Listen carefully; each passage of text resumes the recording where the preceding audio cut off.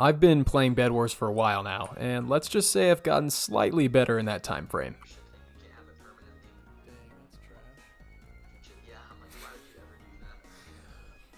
There is one tip that I could give to anyone looking to get better at Bedwars. It's the tip that I'm going to give you today. It can be hard to learn and takes a lot of practice, but it is absolutely essential to securing wins on a regular basis. That skill is game sense. Game sense is the ability to understand what is going on in a game and to make the most logical next step given the current circumstances. A basic example of game sense is that you're obviously not going to leave your base to go get emeralds if someone is camping on top of your base waiting to get your bed. That just wouldn't be a smart next move. Before I show you some specific examples from games that I've played recently, I want to give you a brief overview to help you understand how important it is to constantly be thinking and planning your next move while playing a game of Bedwars. Alright, so let's say you've done your research in the lobby and you know that there are two major sweats in this game. And say you start over here at red. Okay, so you're starting at red, so that means your first rush is blue on this map. This map, it is through diamond, so it's a side rush there. So you're getting close to your rush, you're fighting him, you lose the first fight, and you gotta come back, and you realize, okay, the guy who's at yellow base already took out green. Meanwhile, the other guys are all still struggling. No one else has taken out a bed yet, no one else has won. So you go, you try your first rush again, and this time you win, you kill the guy, you get his bed, you eat a gap, and then you're able to kill him again. Awesome. You got your first final kill. Meanwhile, this yellow guy, if you've been paying attention, this yellow guy already defeated the green guy like 35 seconds ago. Okay, so he's had tons of time to go get diamonds, get some diamond upgrades, and even start building the mid. He could already be over here coming towards you. That's what happened in this match, so I'll show you in just a sec. So your first priority is not this guy, right? Here's gray over here. Gray is the closest to your base. So if you're red, gray is closest to your base, but gray and pink are still fighting. So they're busy. They're locked up. There's nothing that you should be doing over there with them. What you should be focusing on is our guy yellow over here. So you're going to immediately, after you get that first rush, come over here and start fighting yellow. Okay, now say you've been fighting yellow for a bit. It's been going back and forth, and neither of you have gotten the bed yet. And now Aqua has taken out white. Okay, so now Aqua's in the mix, and Aqua's coming to mid, and he's kind of fighting with all three of you. Now would be the perfect opportunity to collect M's and to collect diamonds. And the reason for that is, it's no longer just you versus yellow, it's now all of you versus each other. So you've all got someone to watch out for. So in this instance now, your hope is yellow and Aqua, since they're so close to each other, they'll probably start fighting. You have time to collect M's, go get upgrades, get, armor or potions or obsidian, whatever you want, and then get those diamond upgrades as well, get sharpness, get prot. All the while you're watching for all these other people, and you're watching this fight between gray and pink. The reason you want to be watching all of these fights is your goal is to determine who is the strongest competitor in this lobby. You want to know who is it that's going to give me the hardest time winning this game, because your main goal should be winning this game, like I've said.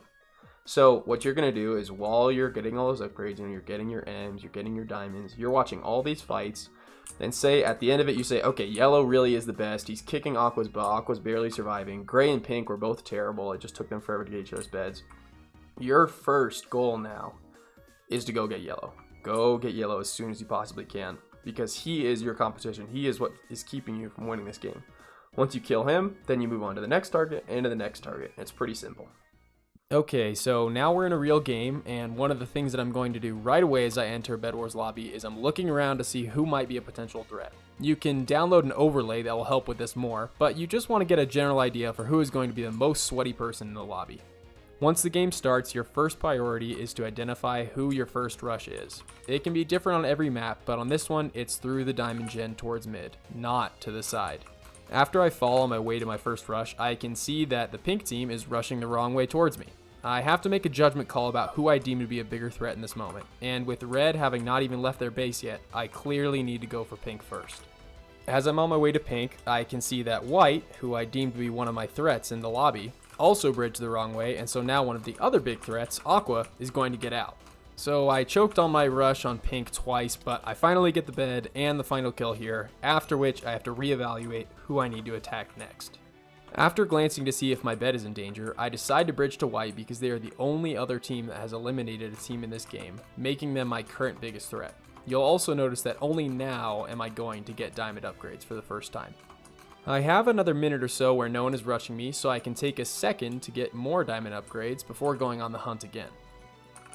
Notice that even though red is technically my first rush, I still haven't eliminated them. This is because they really have not proven to be much of a threat, so I was able to avoid them up to this point. Also, yellow's bed gets destroyed, which means if I can get red's bed, I will be the only player left with a bed in the game. By taking care of red here, it is now just me, yellow, and white. White steps up to fight, and I'm able to get a lucky hit off due to Hypixel lagging. At this point, as I'm chasing him, I know his goal is to block trap me and knock me off the edge for an easy kill. So I start jumping on the bridge, making double stacks underneath me so I can jump over his block trap and then get the final kill. Now all that's left to do is clean up yellow, so after tracking him to his base, I can get in and win the fight to secure another victory for the OGs.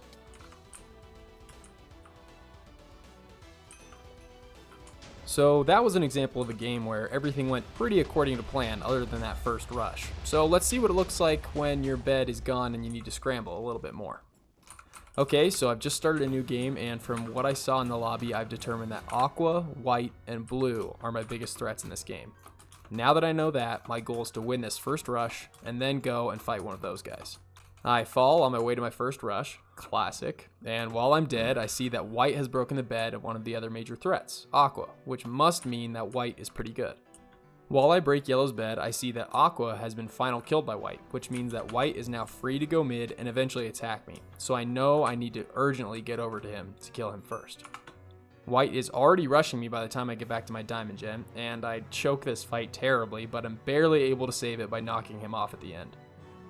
At this point, blue has already taken out red, so now he is thrown into the mix and can target me too if I'm not careful.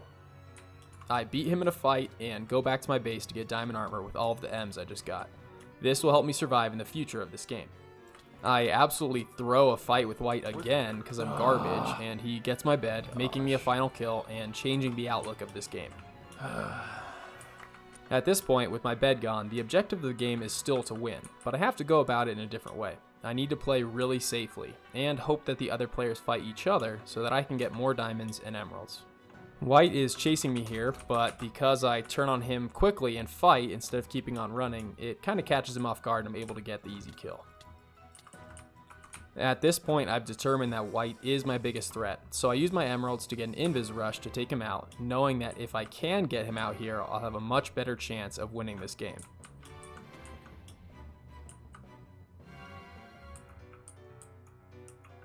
I'm able to get his bed and then eventually, with a little bit of luck on my part, win the fight.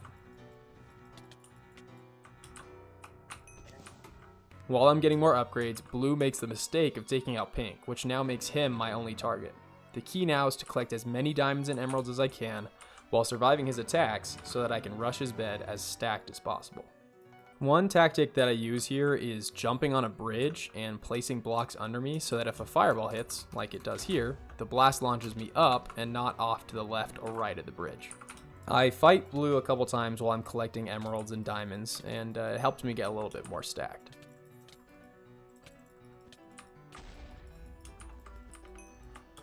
Now that I finally feel ready to rush him, I'm going to go and see if I can take him out and win the game. I'll just let you watch how it goes down so that you can enjoy the finish.